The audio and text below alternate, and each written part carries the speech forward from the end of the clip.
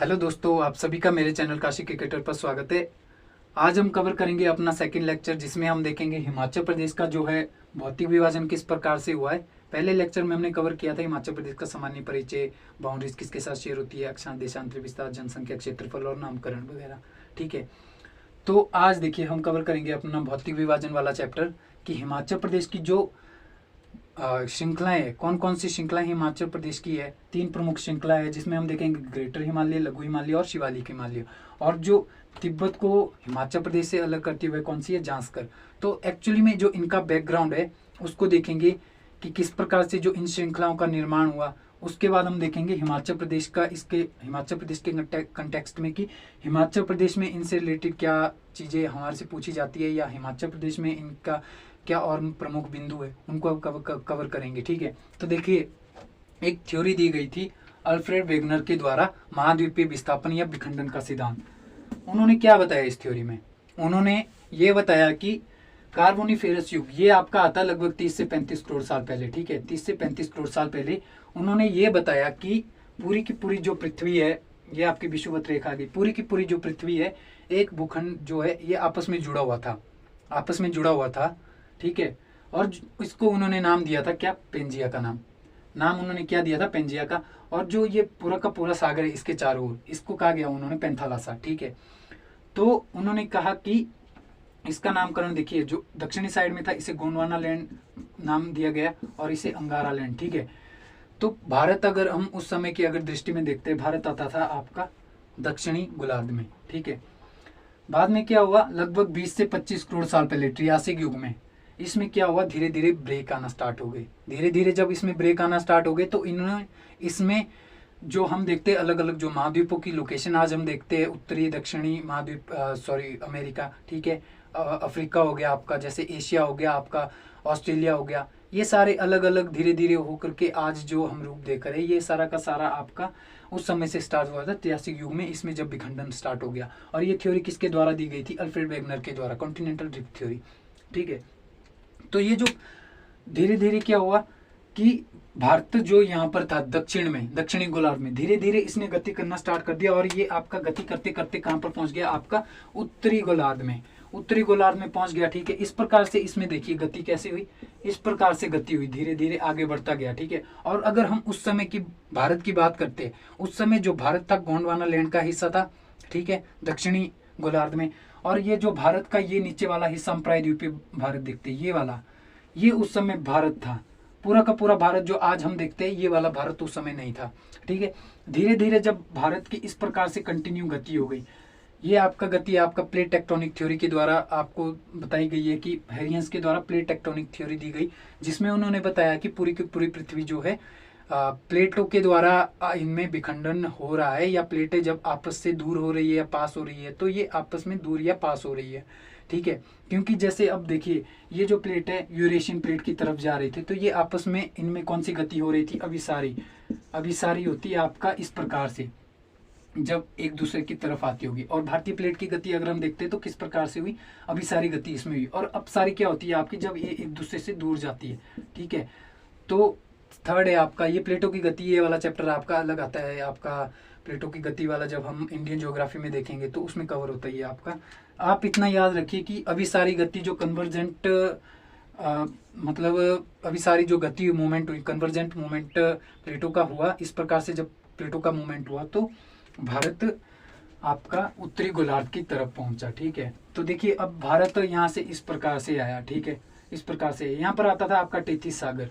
ठीक है, यहाँ पर थी यूरेशियन प्लेट, इसमें क्या हुआ कि टेथिस सागर को पूरा का पूरा कवर कर दिया, और यहाँ पर यूरेशियन प्लेट के साथ जब ये टकराया तो यहाँ पर प्लेटों के साथ टकराने के साथ यहाँ पर हुए इस प्रकार से अलग अलग माउंटेन रेंजेस का निर्माण। ठीक है, पहले ये आपका माउंटेन रेंजेस थी ही नहीं एक्चुअली में। ठीक है, और अब देखिए, अब देखते हैं हम सबसे पहले अगर ओल्डेस्ट हम देखते हैं माउंटेन रेंजेस कौन है हिमाचल प्रदेश की, या पूरे इंडिया के हिसाब से, अगर हम देखते हैं तो कौन सी है, ट्रांस हिमालय। इसका निर्माण कब हुआ, सबसे पहले आपका लगभग 8 करोड़ वर्ष पहले। और सेकंड नंबर इसमें आती है आपकी 3 रेंजेस आती है। देखिए ट्रांस हिमालय आपका ये वाला जम्मू कश्मीर वाला रीजन में आता है, इसमें आती है आपकी एक काराकोरम, एक लेह लद्दाख वाली रेंज। ठीक है, थर्ड है आपका जांस्कर। ठीक है, उसके बाद आता है आपका ग्रेटर हिमालय आपका आता है नंगा पर्वत से लेकर के नमचा बरुआ पर्वत तक, जो कि आपका अरुणाचल प्रदेश में, नमचा बरुआ पर्वत, ठीक है। और सेकंड है आपकी लघु हिमालय, जिसे मध्य हिमालय के नाम से जाना जाता है। यहीं से आपका हिमाचल प्रदेश स्टार्ट होता है, ग्रेटर हिमालय से। इससे बाहर आती है आपकी जास्कर रेंज, जो कि तिब्बत से हिमाचल प्रदेश को अलग करती है। अभी मैं आपको भारत के कंटेक्स्ट में ये आपको बता रहा हूँ, बाकी हम डिटेल में थोड़ा सा इसको एग्जैक्ट अभी मैं आपको बता रहा हूँ कि भारत स्टार्ट किस प्रकार से, मतलब हिमाचल प्रदेश किस प्रकार से भारत के संदर्भ में आता है। उसके बाद डिटेल में हम इसको फिर से देखेंगे कि हिमाचल प्रदेश के कंटेक्स्ट में इन जो रेंजेस का है क्या क्या क्वेश्चन बनते हैं या क्या क्या इसमें महत्वपूर्ण बिंदु है, ठीक है। तो सेकेंड आपकी आती है यहाँ पर पीर पंजाल। मध्य हिमालय में आपकी 4-5 रेंजेज आती है, जिसमें आपकी पीर पंजाल हो गई आपकी, दूसरा है आपका धौलाधार, आपका आएगा मसूरी, ठीक है, और नाग टिब्बा, और अगला आता है आपका महाभारत। ये आपके 4-5 रेंजेस इसमें आती है। उसके बाद आती है आपकी शिवालिक हिमालय, ठीक है। उसके बाद आपका नदन प्लेन वाला जो एरिया आएगा भारत के हिसाब से, ये हमारा कवर होगा। इसमें देखिए एक चीज मैंने आपने ध्यान दिया होगा कि मैंने क्या किया है, जो ग्रेट हिमालय वाली रेंज है इसको मैंने डायरेक्ट पूरी की पूरी लाइन कंटिन्यू लिया है, क्योंकि देखिए इसका क्या है कि इसमें कोई भी ब्रेक्स वगैरह नहीं है या आपस में टूटी हुई नहीं है, बीच में कोई क्रैक वगैरह इसमें नहीं है। जो दूसरी रेंज है, दूसरी रेंज क्या है, इसमें मैंने थोड़ा सा इस प्रकार से डैश डैश में लिया है। ये क्यों है, ये वाली आती है आपकी पीर पंजाल, ये धौलाधार, या आपका आगे मसूरी वाला उसके आगे आगे। तो अभी हम हिमाचल प्रदेश के हिसाब से देखें, इसका एक्चुअली में क्या हुआ कि अगर पुराने समय की अगर हम बात करते हैं, यहाँ पर अनेक प्रकार के जो ग्लेशियर वगैरह है, धीरे धीरे क्या हुआ, यहाँ पर तो ग्लेशियर वगैरह ये पूरी की पूरी रेंज आपकी कंटिन्यू रहती, लेकिन कंटिन्यू काफी समय के बाद इस ग्लेशियर से जब पानी वगैरह आता तो इन रेंजेस का क्या है निर्माण, तो इनका भी प्रॉपर हुआ था, प्रॉपर इनका भी निर्माण हुआ। लेकिन इसका क्या हुआ, यहाँ से आने वाले ग्लेशियरों से जब पानी कंटिन्यू आया तो ये आपस थोड़ा सा इनमें बीच में दरार आ गया एक प्रकार से, तो इसीलिए इनमें इनको इस प्रकार से मैंने ड्रॉ किया है, ठीक है। ये आपकी अलग अलग रेंजेस आती है इसीलिए, नहीं तो पूरा का पूरा आपका मध्य हिमालय सिंपली एक ही आ जाता, ठीक है। अब हम इनको देखेंगे हिमाचल प्रदेश के हिसाब से कि हिमाचल प्रदेश में कौन कौन सी प्रमुख रेंजेस है। अब हम देखेंगे हिमाचल प्रदेश के कंटेक्स्ट में कि हिमाचल प्रदेश में कौन कौन सी पर्वत श्रृंखलाएं या इससे रिलेटेड कौन कौन से प्रश्न पूछे जाते हैं, ठीक है। सबसे पहले देखिए हिमाचल प्रदेश का जो विभाजन किया गया पर्वत श्रृंखलाओं का, इनका विभाजन किस प्रकार से किया गया, कालानुक्रम के हिसाब से। क्योंकि जब मैंने आपको इंडियन ज्योग्राफी के हिसाब से बताया गया तो सबसे पहले कौन सी पर्वत श्रृंखला बनी थी, ट्रांस हिमालय, उसके बाद बना greater Himalaya, after that lesser Himalaya और शिवालिक हिमालय। तो कालानुक्रम के हिसाब से इसका जो विभाजन दिया गया और इसी से ही क्वेश्चन भी काफी पूछे जाते हैं, ठीक है। तो एक एक करके हम अभी डिस्कस करते हैं। देखिए सबसे पहले आपका शिवालिक हिमालय, शिवालिक हिमालय में कौन कौन से एरिया कवर करता है आपका, शिवालिक हिमालय में आएगा आपका सिरमौर का निचला एरिया, जिसमें आपके आएंगे पोंटा और नाहन, उसके बाद आपका आएगा सोलन का सोलन शहर, अर्की और चायल, ठीक है। उसके बाद आपका आएगा बिलासपुर का स्वारघाट, पूरा का पूरा उन्ना डिस्ट्रिक्ट, और कांगड़ा के नूरपुर, देहरा और ज्वाली। ये सारे कवर कौन कौन सा एरिया कवर करता है, शिवालिक हिमालय, ठीक है। अब एक क्वेश्चन यहाँ पर पूछा जाता है कि निम्नलिखित में से कौन सा डिस्ट्रिक्ट है जो पूर्ण रूप से किस में है, शिवालिक हिमालय में, वह कौन सा आएगा आपका उन्ना। उन्ना डिस्ट्रिक्ट ऐसा है पूर्ण रूप से शिवालिक हिमालय के अंतर्गत आता है, ठीक है। अब इससे रिलेटेड कुछ एक अन्य फैक्ट भी है कि शिवालिक हिमालय की अगर हम हाइट की बात करते हैं तो 350 मीटर से लेकर के 1500 मीटर तक है, ठीक है। अगला है कि शिवालिक हिमालय का अगर पुराना नाम पूछा जाए कि कौन सा शिवालिक हिमालय का पूरा नाम है, वह है मेनाक पर्वत। क्या नाम है, मेनाक पर्वत। एक है मोलाक पर्वत, मोलाक पर्वत किसका अन्य पुराना नाम है, ये आपका धौलाधार रेंज का। मेलाक पर्वत किसका पुराना नाम है, ये आपका शिवालिक हिमालय का। और अगर शिवालिक का अर्थ पूछा जाए, शिवालिक का अर्थ क्या है, शिव की जटाएं, शिव की जटाएं, ठीक है। ये हो गया आपका क्लियर। बाकी देखिए दूसरा है आपका लेसर हिमालय। लेसर हिमालय की जब हम बात करते हैं, मैंने इंडिया के कंटेक्स्ट में आपको एक चीज बताई थी कि लेसर हिमालय ग्रेटर हिमालय से आने वाले ग्लेशियरों की वजह से इसमें कहीं ना कहीं क्रैक्स बीच में पाए जाते हैं। तो इसमें हिमाचल प्रदेश में अगर देखा जाए लेसर हिमालय की 2 प्रमुख श्रेणियां पाई जाती है, जिसमें एक है आपकी पीर पंजाल, अगर एक प्रॉपर कहां पर पाई जाती है, वह पाई जाती है आपकी जम्मू कश्मीर में। लेकिन हिमाचल में भी वह कहां पर आती है, चंबा में मेनली कवर करती है, और रोहतांग दर्रे के पास तक, ठीक है। रोहतांग दर्रा भी आपका किस में आता है, पीर पंजाल में। और दूसरी आपकी कौन सी है, धौलाधार रेंज, ठीक है। धौलाधार रेंज का आप देखिए, धौलाधार रेंज का अगर हम फैक्ट की बात करते हैं, धौलाधार रेंज को अन्य किस नाम से जाना जाता है, मोलाक पर्वत, ठीक है। और अगर हम मध्य हिमालय की हाइट की बात करते हैं तो ये 1500 से लेकर के 4500 मीटर तक इसकी हाइट है, ठीक है। और श्वेत मुकुट के नाम से भी किसे जाना जाता है, धौलाधार रेंज को, श्वेत मुकुट, ठीक है, क्योंकि यहाँ पर कंटिन्यू बर्फ रहती है, ठीक है।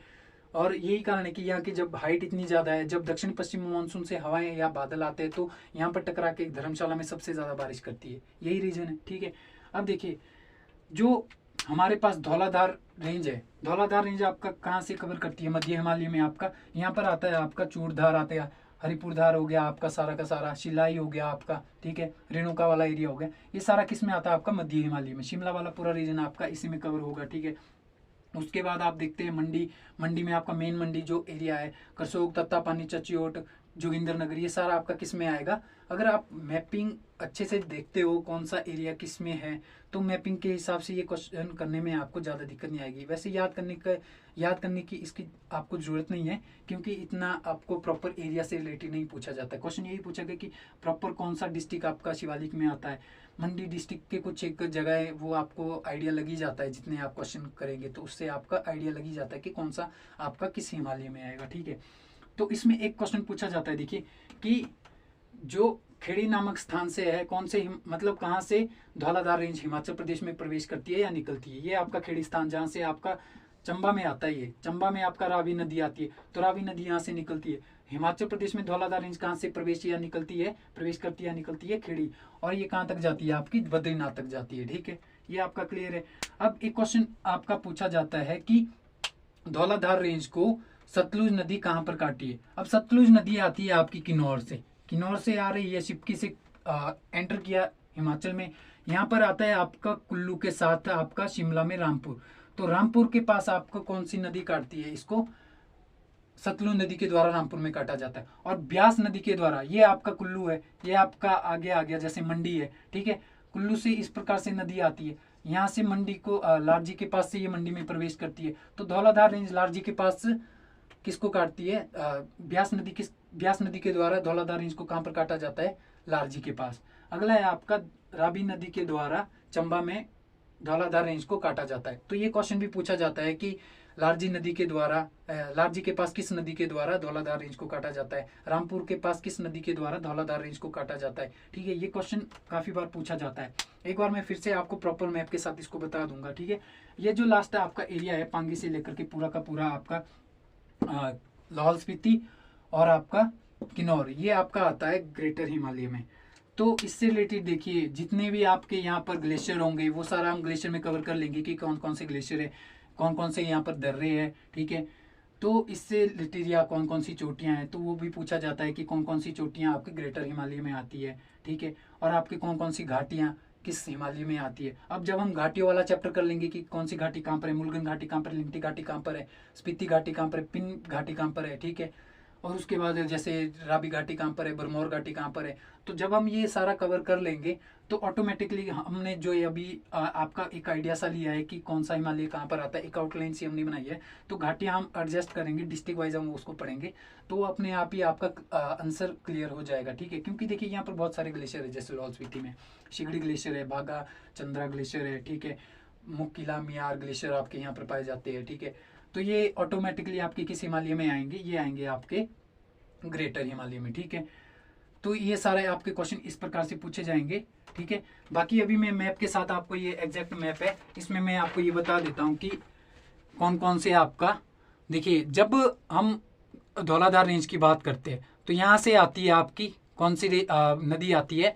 यहाँ से आती है ये नदी आपकी सतलुज नदी। ठीक है, यहाँ से एंटर करेगी और यहाँ पर आएगी आपकी शिमला में, शिमला के पास से आपका इससे बाउंड्री शेयर करते हुए जाएगी मंडी के पास, मंडी के पास फिर उससे पहुंचती है, और यहाँ पर शिमला में रामपुर के पास सतलुज नदी के द्वारा किस रेंज को काटा जाता है? धौलाधार रेंज को। ठीक है, अगला है आपका कि ब्यास नदी के द्वारा कहाँ पर धौलाधार रेंज को काटा जाता है। तो ये वाला पूरा रीजन आपको मैंने बता दिया किस में आता है, धौलाधार। अब ब्यास नदी आती है आपकी यहाँ पर कुल्लू के ब्यास कुंड से। ठीक है, नदियों वाला भी टॉपिक हम कवर करेंगे अच्छे से। तो यहाँ से आती है और यहाँ पर जब वो मंडी के पास, लारजी के पास पहुँचती है, तो यहाँ पर लारजी एक नामक स्थान है जहाँ से वो मंडी में प्रवेश करती है। तो लारजी नामक स्थान पर कौन सी नदी के द्वारा धौलाधार रेंज को काटा जाता है? वह आपका ब्यास नदी। ठीक है, अब चंबा में जाइए, यहाँ पर कांगड़ा के पास 2 ग्लेशियर है, आगे चंबा के पास से रावी नदी निकलती है, तो रावी नदी के द्वारा किसको काटा जाता है? चंबा में धौलाधार रेंज को। ठीक है, अब एक चीज और है, देखिए जो आपका ये पीर पंजाल है, पीर पंजाल और ये धौलाधार रेंज, धौलाधार रेंज की अगर सबसे हाईएस्ट चोटी की हम बात करते हैं तो कौन सी है? नागरू, जो कि मंडी की सबसे हाईएस्ट चोटी है। ठीक है, इसकी अगर हम हाइट की बात करते हैं तो शायद लगभग आपका 4400 मीटर है। बाकी इसको हम बाद में प्रॉपर देखेंगे कि कितनी इनकी हाइट वगैरह है। ठीक है, बाकी अगर हम ये देखते हैं कि पीर पंजाल है और आपका धौलाधार है, इनके बीच में जो बाउंड्री का काम करता हुआ है आपका चंबा का भटियात। तो देखिए ये सारा हमारा क्लियर हो गया कि कौन से पर्वत का क्या नाम है, कौन कौन से एरिया किस में आते हैं, और सतलुज नदी के द्वारा कहाँ पर धौलाधार रेंज को काटा जाता है। इसमें क्वेश्चन में आपको स्टेटमेंट के रूप में अगर पूछा जाए तो इसमें उल्टा दिया जाता है कि सतलुज नदी के द्वारा लारजी के पास धौलाधार रेंज को काटा जाता है। लारजी के पास नहीं काटा जाता है, आपका रामपुर के पास काटा जाता है। तो इस प्रकार से आपको क्वेश्चन में स्टेटमेंट में दिया जा सकता है। अगर डायरेक्ट फैक्ट दिया होगा तो फैक्ट में होगा कि मलाक पर्वत किसे जाता है, किसका पुराना नाम है, मीनार किसका है, हाइट क्या है, इस प्रकार से है। ठीक है, और आपका पूर्ण रूप से कौन सा डिस्ट्रिक्ट है जो शिवालिक हिमालय के अंतर्गत आता है, शिव की जटाएं के नाम किसका शाब्दिक करते हैं। तो इस प्रकार से प्रश्न पूछे जाते हैं। बाकी देखिए अगर बाकी और भी क्वेश्चन आते हैं, घाटियां कौन सी कहाँ पर है, कौन सा पर्वत किस रेंज में आता है, तो ये सारा जब हम चैप्टर करेंगे तो इसकी कुछ एक जो चीज़ें इसमें रहती है 95% हमने ये कवर कर दिया है। बाकी इससे रिलेटेड जो अन्य फैक्ट होते हैं वो पूछे जाते हैं, वो आपके पूछे जाते हैं ग्लेशियर कौन सा किस रेंज में आता है। तो ये सारा का सारा हम कवर करेंगे आपके अगले वाले टॉपिक, जो आपका चोटियों वाला आएगा, ग्लेशियर आएगा, और जो नदियाँ हैं और पासिस है, ये सारे हम कवर करेंगे। तो फिलहाल के लिए अभी इतना ही। अगर वीडियो अच्छा लगता है तो देख लेना, अच्छे से देख लेना, मतलब आपको समझ आना चाहिए, बाकी कोई सीन नहीं है। ठीक है।